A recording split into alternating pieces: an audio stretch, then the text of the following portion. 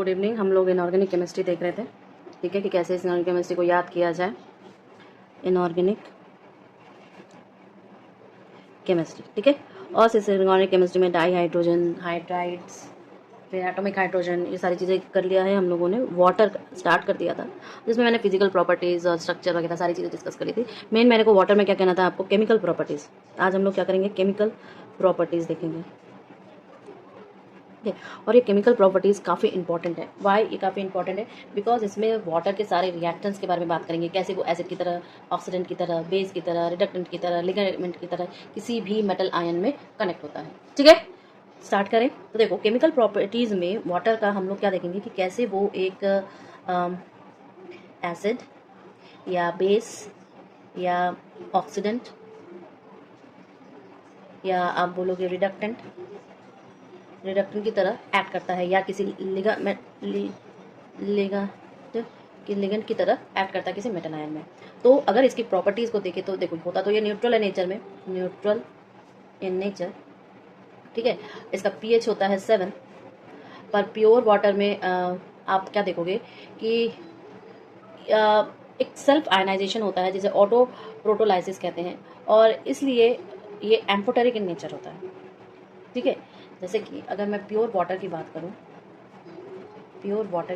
देखो H+ ions is equal to आपके OH- ions के कंसंट्रेशन होंगे, और ये 10⁻⁻7 होगा। कितना? अगर मैं इसको 25 डिग्री सेल्सियस की बात करूं, तो अंडर आप बोलोगे सेल्फ आयनाइजेशन,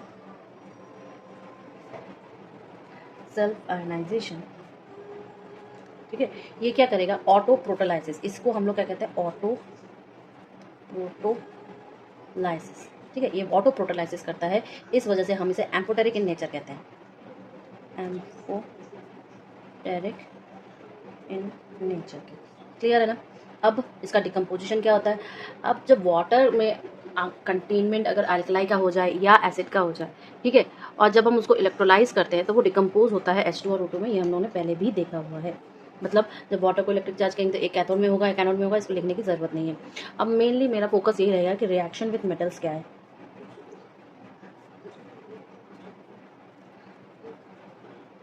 मेटल्स, ठीक है, रिएक्शन विथ मेटल्स में जब ये रिएक्ट करेगा किसी एक्टिव मेटल के साथ तो हाइड्रोजन इवॉल्व करेगा, ये तो हम जानते हैं। और ये रिएक्शन काफ़ी एक्सोथर्मिक होता है एल्कलाई और एल्कलाइन अर्थ मेटल के साथ, ठीक है। हम लोग ये देखते हैं ना कि सोडियम वाटर में जाके बर्न हो जाता है, पॉप आग लगा देता है, ये सब इसी वजह से, क्योंकि वो बहुत ज़्यादा रिएक्टिव एक्सोथर्मिक रिएक्शन होता है, ठीक है। यानी कि जो हाइड्रोजन इवॉल्व हुआ वो आपके फायर कैच कर लेता है, और वाटर यहाँ पे किस तरह का एक्ट करेगा, इसका मतलब ऑक्सीडेंट की तरह। अभी मैंने आपको बोला कि यहाँ पर हम लोग ऑक्सीडेंट देखेंगे या रिडक्टेंट देखेंगे या बेस देखेंगे, एसिड देखेंगे, लिगेंड, तो ये किसकी तरह काम करेगा? ऑक्सीडेंट की तरह। तो इसमें सबसे पहला पॉइंट आप बोलोगे react with active metals, react with आपके एक्टिव मेटल्स, और एक्टिव मेटल के साथ रिएक्शन करना और साथ में इवॉल्व करना हाइड्रोजन, ठीक है। जब ये हाइड्रोजन इवॉल्व करता है तो रिएक्शन क्या होता है? हाईली एक्सोथर्मिक, ठीक है। हाईली एक्सोथर्मिक होता है रिएक्शन। और साथ ही साथ मेटल्स क्या क्या होते हैं यहाँ पे? एक्टिव मेटल्स के तौर पे आप सोडियम लोगे, आप कैल्शियम ले सकते हो, ठीक है। यानी कि आप बोलोगे कि एल्कलाई या एल्कलाइन अर्थ मेटल, ठीक है,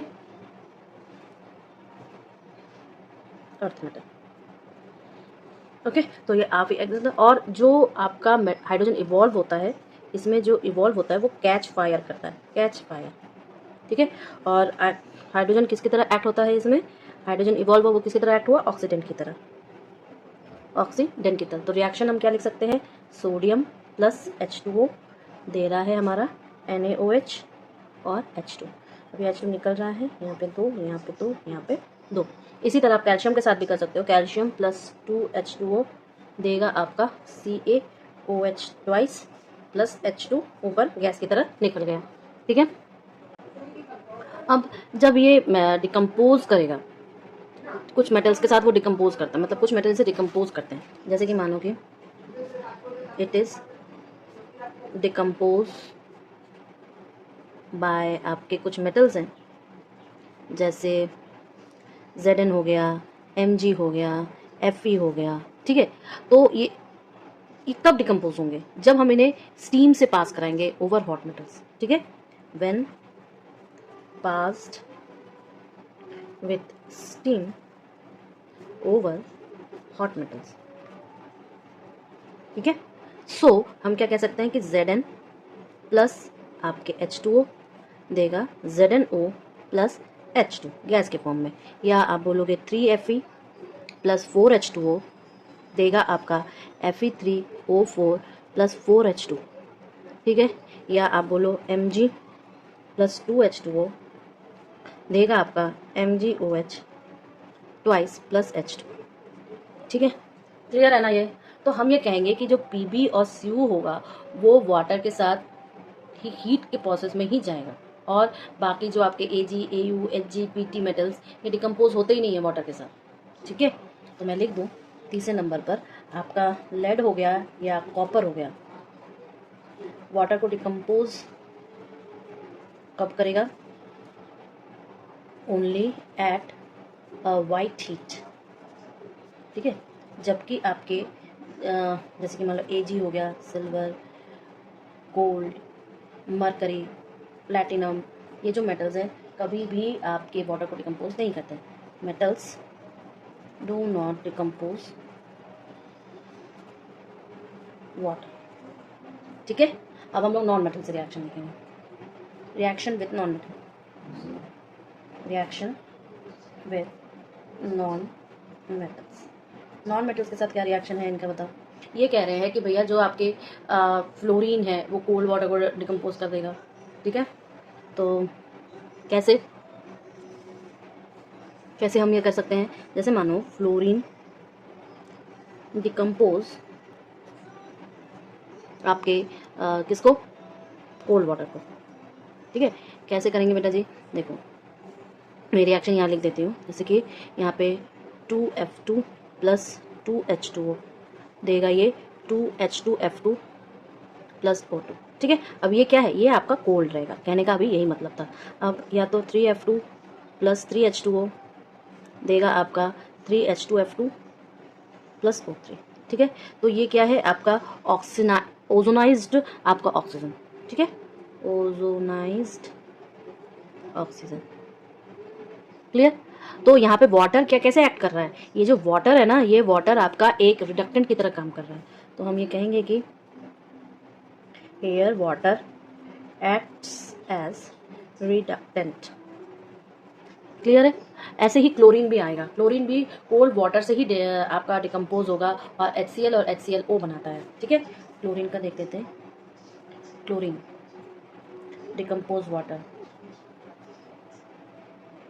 कोल्ड वाटर, ठीक है। इसका मेन रिएक्शन है Cl2 plus H2O, H2O cold water रहेगा, HCl और आपका हाइपोक्लोरस एसिड बनाएगा HClO, ठीक है, हाइपोक्लोरस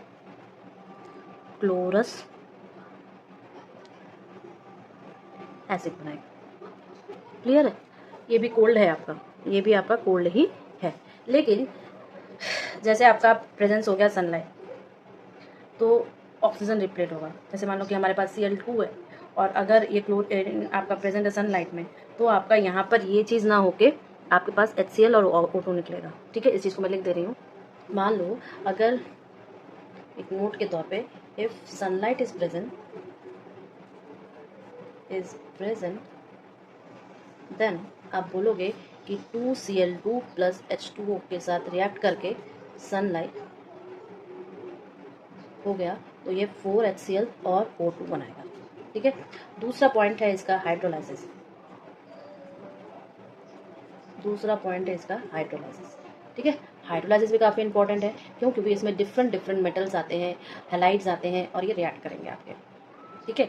जैसे कि मान लो कुछ सॉल्ट्स, जैसे कुछ स्ट्रॉन्ग बेसिस के सॉल्ट रिएक्ट करेंगे वीक एसिड के साथ, या वीक एसिड के सॉल्ट स्ट्रॉन्ग एसिड के साथ रिएक्ट करेंगे, समझ रहे हो, या वीक एसिड वीक बेस के साथ रिएक्ट करेंगे, और ये सारा का सारा हाइड्रोलाइसिस पे जाते हैं वाटर के साथ, ठीक है। तो ये सॉल्ट बने कैसे?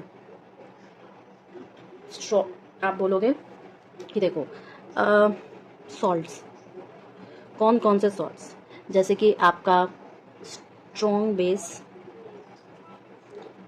बेस रिएक्ट किया आपके वीक एसिड के साथ, ठीक है। या आप बोलोगे कि वीक बेस बेस आपका रिएक्ट किया स्ट्रॉन्ग एसिड के साथ, ठीक है, या आप बोलोगे कि वीक बेस रिएक्ट किए वीक एसिड के साथ, ठीक है, ये सारे वाटर के साथ हाइड्रोलाइसिस करेंगे। ये जितने भी सॉल्ट बनेंगे ऑल हाइड्रोलाइज्ड बाय वाटर, ठीक है। लेकिन स्ट्रॉन्ग एसिड और स्ट्रॉन्ग बेस के साथ रिएक्ट करने वाले जो सॉल्ट बनते हैं वो कभी भी वाटर के साथ हाइड्रोलाइज्ड नहीं होंगे। स्ट्रॉन्ग एसिड के साथ स्ट्रॉन्ग बेस वाले जो सॉल्ट बनते हैं वो कभी भी वाटर के साथ हाइड्रोलाइज नहीं होते, ठीक है। अब इसके रिएक्शंस कैसे लिखेंगे, जैसे मान लो कि एसिटिक एसिड का NaOH के साथ CH3CO, अब इसका सॉल्ट क्या बनेगा, CH3CONa बनेगा प्लस H2O के साथ हाइड्रोलाइज होगा तो CH3COOH प्लस NaOH, ठीक है। दूसरा, अगर मान लो कि एसिटिक एसिड का अमोनियम हाइड्रोक्साइड के साथ यानी कि CH3COONH4 प्लस H2O, ईजी है ना याद करने में, CH3COOH प्लस NH4OH, ठीक है, या FeSO4 प्लस 2H2O,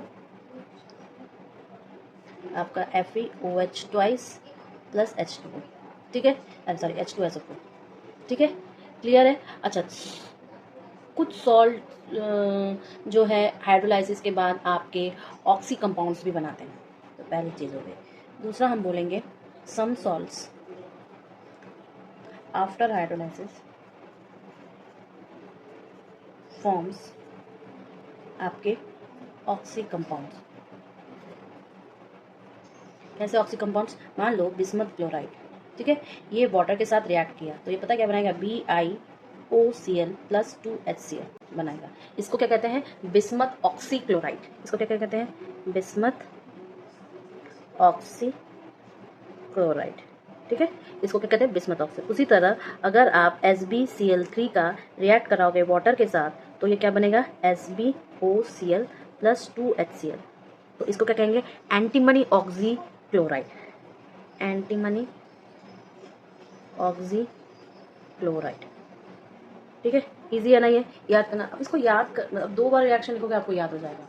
अब हम लोग नॉन मेटल्स की तरफ देखेंगे, तो हम कहें कि अगर हमारे पास कोई नॉन मेटल ऐसा है जो कि हैलाइड्स का नॉन मेटल बना हुआ, ठीक है, बहुत सारे होते हैं, Cl4 हो गया, SO2 हो गया, PCl3, PCl5, ये सारे हैं आपके पास। तो ये वाटर से डिकम्पोज होने के बाद HCl लिबरेट जरूर करेगा, मतलब एज ए आपका प्रोडक्ट होगा, ठीक है। अब देखो, जैसे कि हम तीसरे नंबर पर अगर बोले कि आपके जो हैलाइड्स हैं ऑफ नॉन मेटल, ठीक है, तो ये जब डिकम्पोज होंगे बाय वाटर तो क्या बनाएंगे, जैसे मानो कि रिएक्शंस में बता दे रही हूँ, PCl5 है, उसको 4H2O से रिएक्ट करेंगे तो H3PO4 बनेगा प्लस 5HCl, ठीक है। इसी तरह अगर PCl3 है और उसको 3H2O से रिएक्ट कराओगे तो H3PO3 बनेगा प्लस 3HCl बनेगा, ठीक है। इसी तरह SO2Cl2 के साथ रिएक्ट कराएंगे, ठीक है, तो क्या बनेगा, H2SO4 बनेगा प्लस आपका 2HCl बनेगा।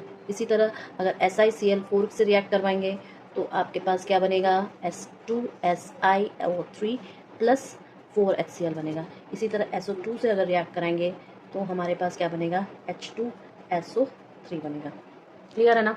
तो ये सारे कुछ इसके वाटर से ही सब रिएक्शंस हैं। अब देखो एक और मैं बताऊंगी और फिर हम लोग वाटर के कुछ डिफरेंट फॉर्म्स, हार्डनेस, सॉफ्टनेस, ये सब पर डिस्कस करेंगे, लेकिन उसके पहले मैं आपका हाइड्राइड्स, कार्बाइड्स और नाइट्राइड्स के साथ रिएक्शन बना दूँ। वाटर का रिएक्शन किसके साथ, hydrides, carbides, nitrates, sorry nitrides और फॉस्फाइड्स,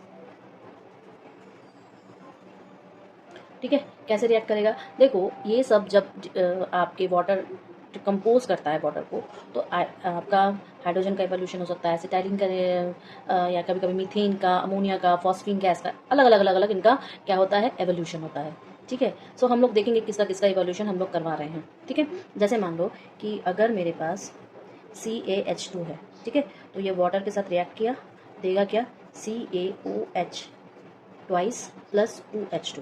अब ये तो सिंपल हाइड्रोजन गैस को इवॉल्व किया। अब मानो मेरे पास Al4C3 है, कार्बाइड है, ठीक है, तो ये रिएक्ट कराएगा वाटर को डिकम्पोज करवाएगा। डिकम्पोज करने के बाद Al इसका तो बेसिक फॉर्म बनाया ही उसने, प्लस मीथेन गैस को इवॉल्व किया। तो ये क्या इवॉल्व किया? मीथेन।